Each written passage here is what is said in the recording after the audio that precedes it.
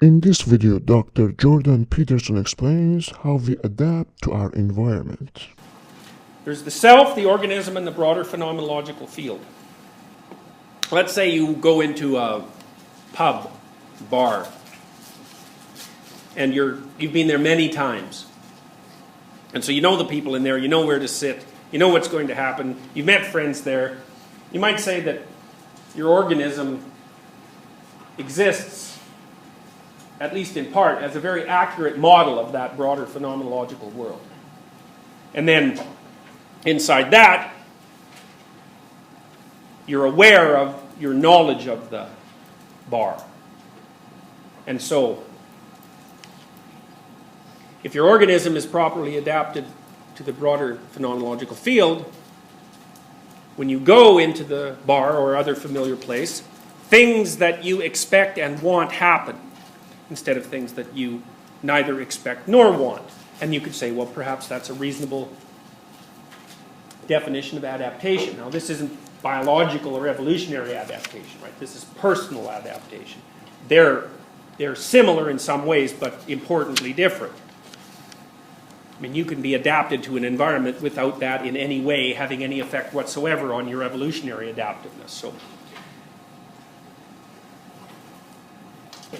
now, if maybe you're not very well organismically adapted to the environment, you have a model of it, and because of that, when you go somewhere familiar, people don't like you as much as you think they do, and you're not nearly as much of a master of that situation as you think you are.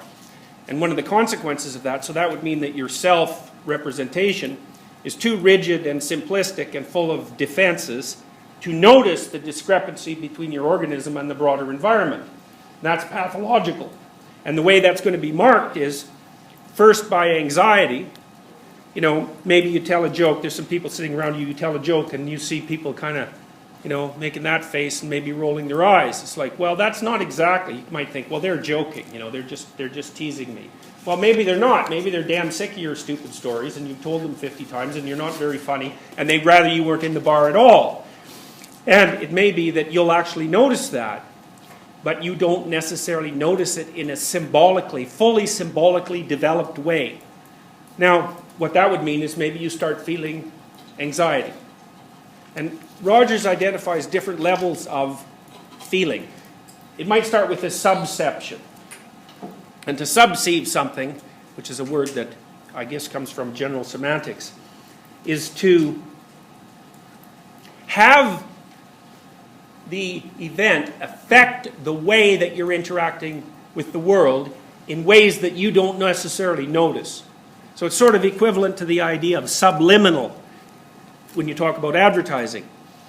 A message is flashed at you and it subtly changes the way that you're interacting with the world, but you don't notice that. And that happens to people all the time. I mean, it's actually a part of our normal cognitive structure. I mean, when you walk into this room, the room tells you all sorts of things about how to behave, and you don't notice that the room is telling you those things because you know what it's telling you so well that you just act it out.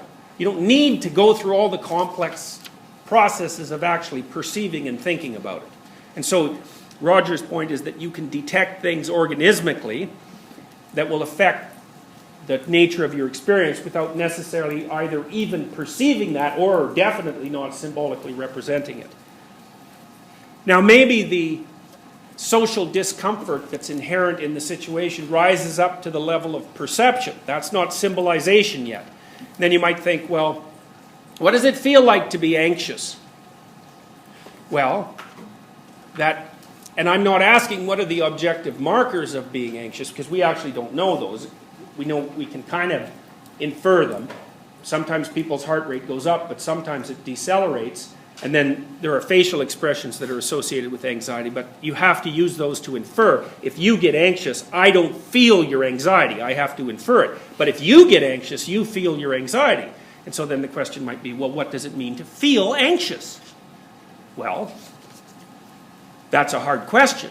And the reason it's a hard question is because you never have to answer it. Because if you tell someone, I felt anxious, then they refer to their own feelings of anxiety, and then they know what you mean, and you never have to come up with an explanation of what it feels like. The feeling, the idea that the feeling is an element of experience is something that we just take for granted. You know, I got angry today, everybody nods. Or maybe I tell a little story and I say, well, you know, I got on the bus and I was missing like 2 cents, and I asked the bus driver if he would let me get on the bus, and he didn't, and that really annoyed me because I take that bus every day and the driver knows me. And I got angry, and everybody will nod. And the reason they nod is, well, partly because they can imagine that that's how they would have reacted in that situation, but even more importantly, they accept the reality of angry as a response, and they know what it feels like. So, but explaining it, that's a much more difficult thing. So the point is that you can have experiences that you know of. First of all, you can have experiences that you don't know of. That would be the subceived experiences. Then you can have experiences that you perceive, but that you haven't symbolically represented, and those might be emotional or motivational experiences. And then you can have experiences that you have symbolically represented in a way that captures their gist accurately, in a way that's reflective of your adaptation or lack thereof to the broader phenomenological world. And Rogers would say that latter state is preferable.